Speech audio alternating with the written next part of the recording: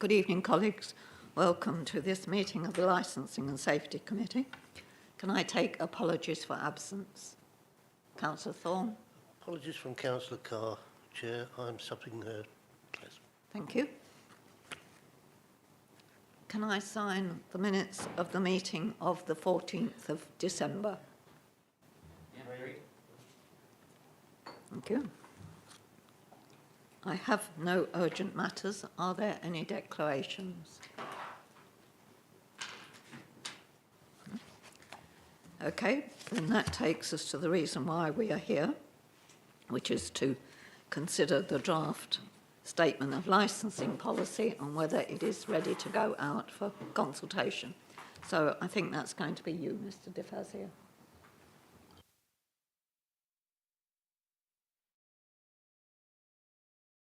Firstly, put my microphone on so everyone can hear me. Thank you, Chair. Good evening. I wanted to begin with a few words on the current statement of licensing policy. This was approved in April 2018, and it was hoped that the document was to be accessed like a reference manual rather than read and understood. Applicants or their agents could access relevant parts of the policy for guidance on their applications to help in putting forward informed applications and at the same time understand what the licensing authority would do in return. It set out clearly what the local authority expects from the applicant and what the applicant expects from the local authority. Licensees would gain a better understanding of the objectives as the policy outlines suggested and good practice conditions for the applicants to use in their applications. The document has raised, the policy document has raised the standard of applications, which in turn has minimised the number of returned applications, lessened the impact on the licensing authority and responsible authorities when processing them, and ultimately it's reduced the number of licensing hearing panels. I feel it has made a positive contribution. Now, the draft, which is here for today, has not veered very much from the current policy, as I feel that it is a useful tool for officers, applicants and other agents involved in the licensing process. The changes made, therefore, have mainly been to bring the policy up to date and in line with changes in legislation. On page 12 of the report, section 2.8, it does outline the nature of the changes, and if I can take a brief moment just to quickly go through those. The first point is straightforward. There have been some boundary changes, and it was decided that some images would be put on the document, but with some clear links to the website to give more information. And importantly, there was a cumulative impact policy. This was a policy that was put in place to deal with applications in the more deprived areas within Medway, and they were dealt with in a different way. Because of the review period for that policy was 3 years, but the one for the statement of licensing policy was 5. They were out of kilter. So it was decided that this gets removed from the current policy and then left as a standalone in its own right. But still in existence and still something that can be used. And the amendments to the personal licences, the temporary event notices, are basically changes in legislation. So to keep the document up to date, those changes were made. And some of the conditions have been changed, and some more information has been put in there for the assistance of those people wanting to access the documents. In terms of the conditions, following submission of the report, I have received a recommendation to remove, in fact, some of the chapters within the current document and to place those online the majority of the applications that we do receive are online, electronically through our website. So it would seem reasonable to do that. And also, with the changes that are made from time to time, it would allow us to make any mandatory changes to those documents without having to go through a procedure such as this. Sorry, Franco, which bullet point does that refer to? Sorry, forgive me. That is amendments to some conditions. That would be the... So you were working through, Yes. but you've gone down to... Yes, so forgive me. Okay, so we went down to amendments to Policy 24 and amendments to Appendix 3 for the 10s. They were due to some changes. Yeah. Policy 17 is guidance on dealing with applications for sales of alcohol for distribution centres, which I need to address. Certain patterns of behaviour within the alcohol sales market has changed. People have decided to apply for premises licences from their residential addresses. So they are in fact off licences, but they are trading from their home addresses, so they don't quite qualify. So we felt an additional section needed to be introduced to deal with those types of applications where they're not retail in the true sense of the word, but they are internet mail order only. So sorry, I hope I've clarified that.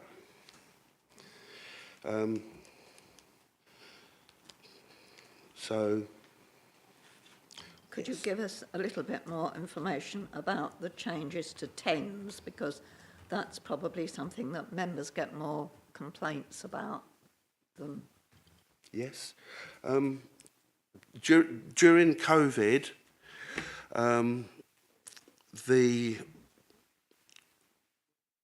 there was some legislation introduced where the limits were increased, so that the number of applications that a person can make for a specific premises was increased, both the frequency and the period that the events can contain.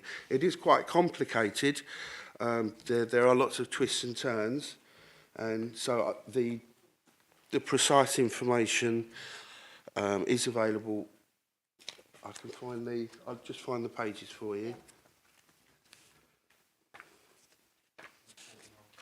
Page 41. Right,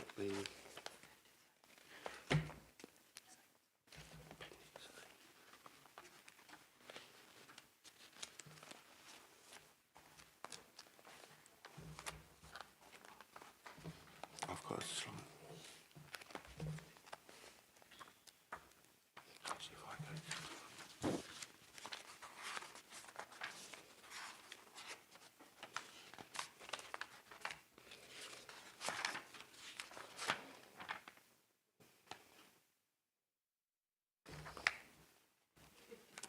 Page 55. Yeah, forgive me. So it's section 8 is page 55 and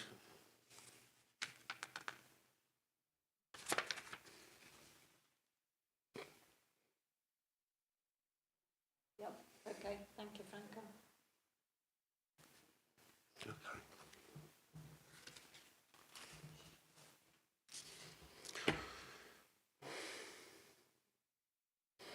So the recommendation, which isn't, the request was that at the last minute, if some of these, if the appendices 4, 5 and 6 can be removed from the actual policy document itself but still be made available online, that's a recommendation which would like permission to proceed with. And I am seeking permission to consult with all the relevant stakeholders on the changes for a period of consultation period of 6 weeks, beginning the 24th of October 2022. Thank you.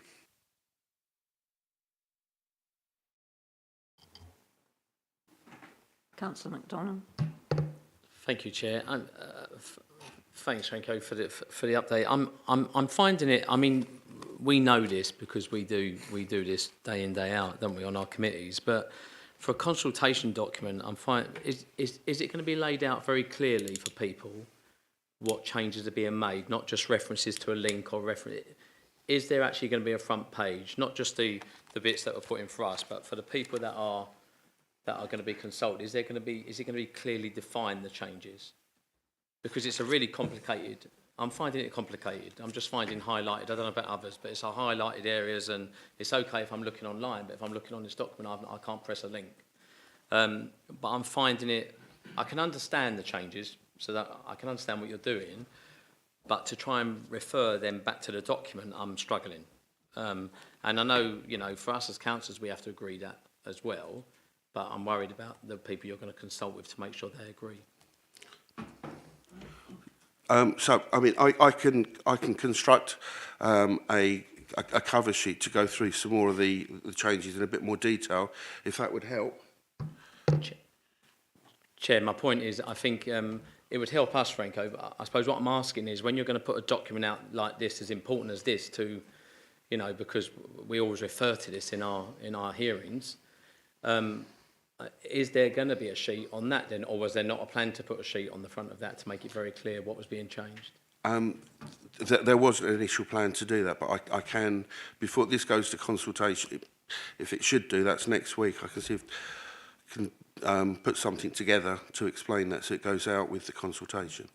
Sorry, Chair, one more back. Can I just come back? I think that'd be really good, but through the Chair, I think it'd be really good if we could just see that front page document as well, even on email, or just sent to us when it's going out. Yep, thank you, Chair.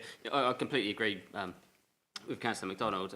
Just one point, something that comes to our hearings all the time is the SIP. You make reference to that on page 54 and page 40 of the policy. And it says that if you can view the SIP by clicking the following link. Well, there's no link on there. And there's a few things like that in this policy statement that they're not actually there. So, is it complete? Is it going to be there? I mean, because this is a big thing for me. I don't think some of these applications that come in, they come to our hearings and they don't understand the council policy, and they need an exceptional circumstance to be granted the licence. And they don't seem to have that, and they don't seem to be aware of our policy. Councillor, yes. We haven't got the as it stands at the moment, the information for the SIP is available online, but at the time that this document hopefully is consulted on and it's approved, all that information will be available online for people to access. Okay, sorry, through you, Chair. Sorry, just concerns me a little bit that it's not all there at the moment, Franco. Not a criticism of you, but we brought this tonight to committee, and it's not quite finished. And again, you've asked to remove appendices 4, 5, and 6.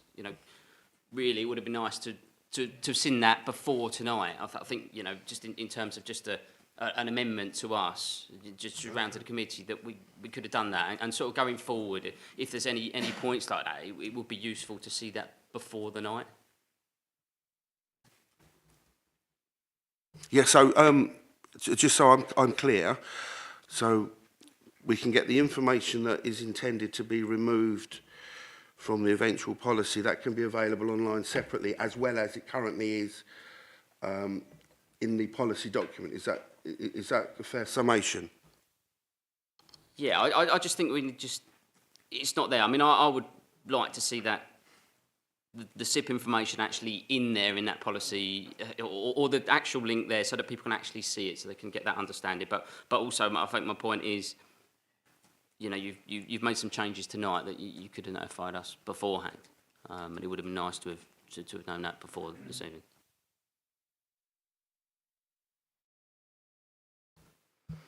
Thank you. Yeah, I'd agree with Councillor Fern. I don't know if it's just because we're obviously looking at it in mod.gov, and that's why there wouldn't be a link, but I think it's just to clarify whether... Oh, okay. Yeah, whether the link would be in there, because I think that is important to make it easier. So, yeah, I'd agree with Councillor Fern that before we go out for consultation, the link should be within the document. Thank you. Chair, I totally agree with my fellow colleagues, but to me, it's just seeming a bit rushed. We're getting a document that's incomplete that we're being asked, and again, I'm going to say I know it's only a few amendments, but it's an important document that legal do refer to when we do our hearings and when licensees and others out there are referring to it. And we haven't got a complete document here this evening to agree.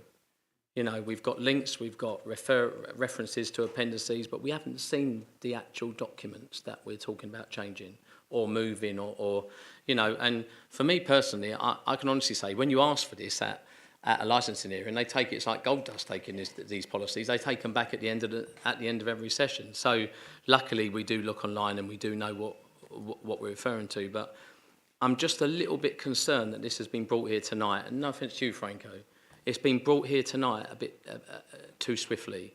It seems to be being rushed, and I'm a bit concerned about rushing through and agreeing a policy as important as this to go out where we might end up having the consultees coming back saying this is a very poor document, this isn't very well put together, and then it makes even our department, the licensing department, look poor. So I would rather see a final document, I know it's through you, Chair, but I'd rather see a final document that's clear before we actually agree anything. And I don't think we've got that tonight, and I'm quite disappointed that we haven't. Councillor Hackwell. Just a very, very minor point, but at the end of the document, you've got people's personal email addresses, like the MPs and Ailish in public health. If it's going to be a policy that's going to be out there for 4 years, you can't. I don't think it's right to have people named unless it's a generic email address, because who knows, in a year's time we may not have the same MPs, or someone in public health won't be working there. So if we're going to rework the document, can we put some generic links in there rather than actual names? Yeah, thank you, Chair. So Franco, if we didn't agree this tonight then, so if we didn't go over the recommendations and we asked you to go away and make some amendments, what effect would that have? Obviously that you wouldn't be able to go out on consultation on the 24th of October. What knock-on effect does that have? I think there is a bit of wriggle room in terms of when this can, you know, for the changes to be made. But it depends, I suppose, on when we can get back to having. Take you to get a document that this committee would be happy to put out for consultation. I think I can make the changes as suggested within a week.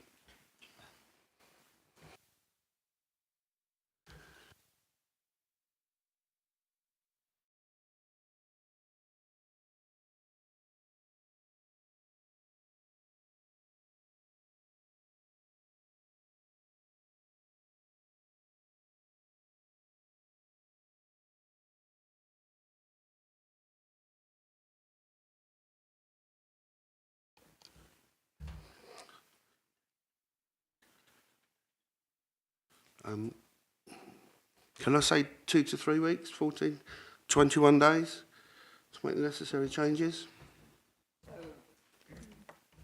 So that means it misses its schedule of meetings. It misses February. In fact, I think it will completely miss the life of this council, won't it?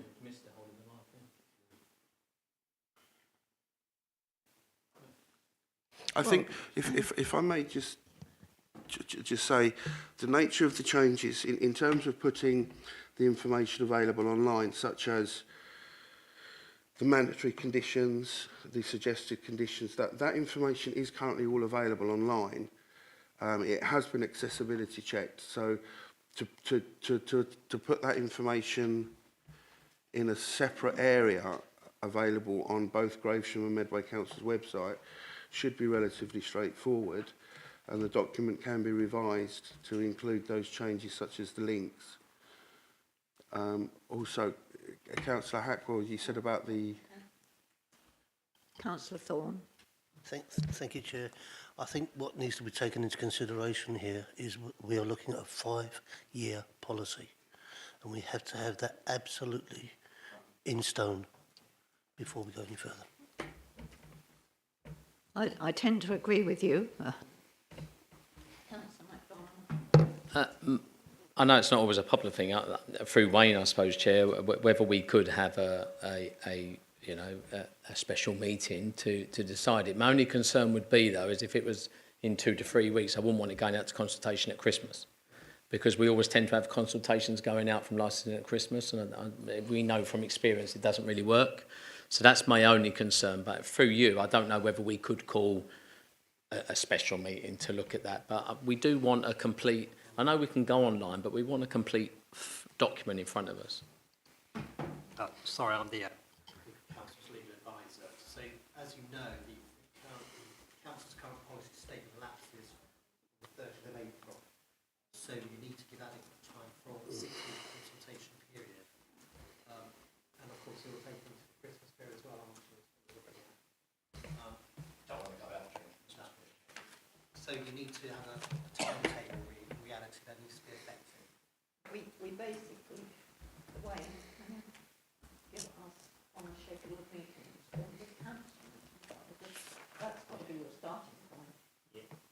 Yeah, thank you, Chairman. Yeah, so the latest full council meeting, as this would require approval by full council, will be back end of April. Let's just check that to be on the safe side. So that would be 21st of April. So if we started to work backwards from there, but obviously that assumes obviously full council consider and approve it on that night.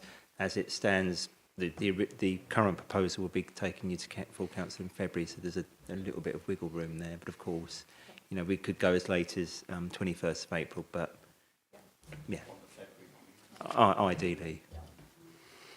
I think bearing in mind the concern that we all have that this is not a complete document as we would expect it to be, that it needs to come back and it needs to have a rescheduling. I'm going to move to the Vice Chairman. I'm going to second your recommendation there, Chair. I'm very happy with it. Does that find favour? Yeah, okay. Thank you very much. That then concludes the business of the meeting. Thank you.